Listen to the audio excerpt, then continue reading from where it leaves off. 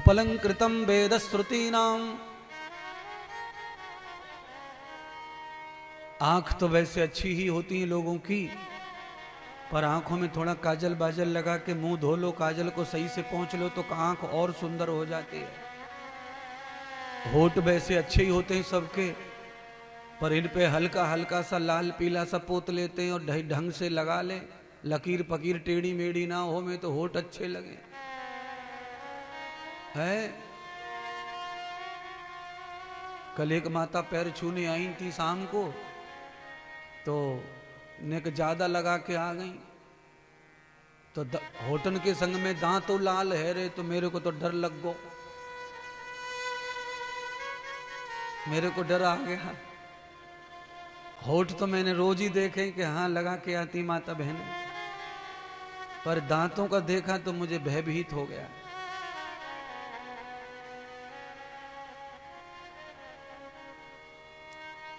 इसलिए जो मैं कह रहा हूं लाइन बद्ध वो समझो। मैंने कहा कि होठों पे लगा करके थोड़ा थोड़ा सा लकीर पकीर अच्छी करके सीधी करके जो आते वो अच्छे लगते। कुछ माताएं तो वो 7 रुपए वाली पोत के आ जामे, साइकिल वाले पे से ले ले, घर के सामने आयो बेके बार वही से ले ले, फटी पुरानी धोती दे दी और लिपस्टिक ले ले। अब उसमें तो इतना हेवी कलर होता है कि वो तो मुंह पे लगा तो ऐसी लगे बर्फ को गोला खाया ही है।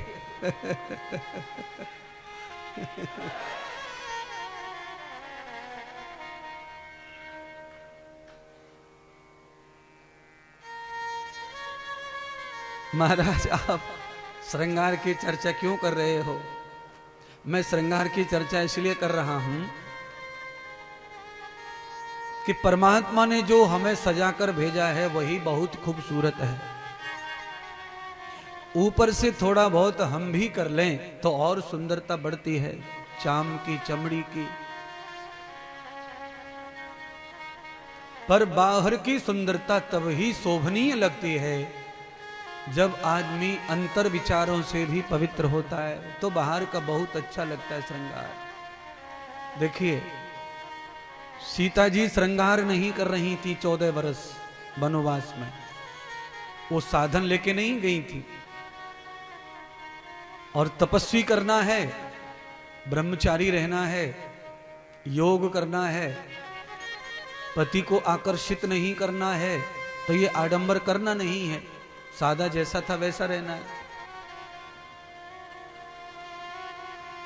तो राम जी को आकर्षित करने के लिए सूफन का रावण की बहिना, रावण की बहन सूफन का जो है अति श्रृंगार करके आई। मैं जो कह रहा हूं ना ये 7 रुपए वाला टाइप वही प्रकार का श्रृंगार है सूपनखा का। होठ पूत के आ गई, मोटे मोटो काजर लगा के आ गई, कान हाथ नाक में सब जगह बड़े बड़े यंत्र लटका के आ गई। लहंगा चुनरी पहन कर आई थी, राजस्थानी ड्रेस। क्यों?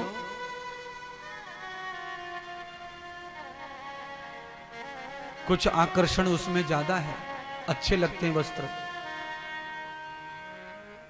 पर भगवान के ऊपर सूफनका के इस बनावटी श्रृंगार का कोई प्रभाव नहीं पड़ा, क्योंकि सूफनका अंदर से अच्छी नहीं थी। एक ही काल की 2 औरतें हैं, दोनों की कथा सुना रहा हूं। एक वो सूफनका जो युवा है, जवान है और बड़े घर की लड़की है, ब्राह्मण कुल में जन्म हुआ है, कुल भी बड़ा अच्छा है, पर चरित्र अंदर से विचार, मांस भक्षण करती है, मांस खाती है, वो भी इंसान का मांस।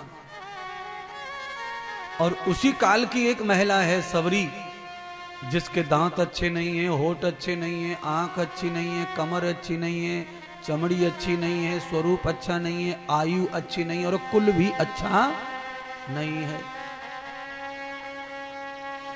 कुल अच्छा नहीं है का मतलब बुरा नहीं, कुल अच्छा का मतलब होता है छोटी गरीब घर में जन्म लिया।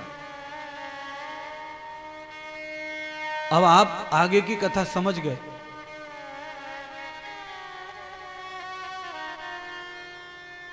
पूतना चल के आई, सूपनखा चल के आई, राम ने नहीं अपनाया, और सबरी अपने घर को छोड़ी नहीं। राम को सबरी के घर स्वयं जाकर सबरी का हाथ का भोजन प्रसाद भा गया, और सबरी कुछ मांग नहीं रही, राम जबरदस्ती दे रहे हैं।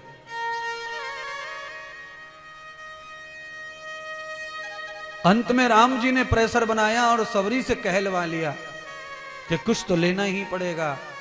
तो सबरी ने कहा कि देना है तो भक्ति दो।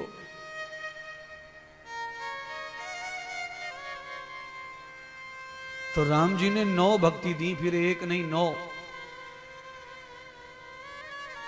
अब यहां ये कथा क्यों सुनाई अचानक? इसलिए सुनाई क्योंकि राजा परीक्षित को संतोष दिलाना है सुखदेव जी को कि हे राजन, आदमी के जीवन का आंतरिक चरित्र जो है अगर उत्तम है तो उसे फिर बाहर से बहुत सजने की जरूरत नहीं पड़ती है।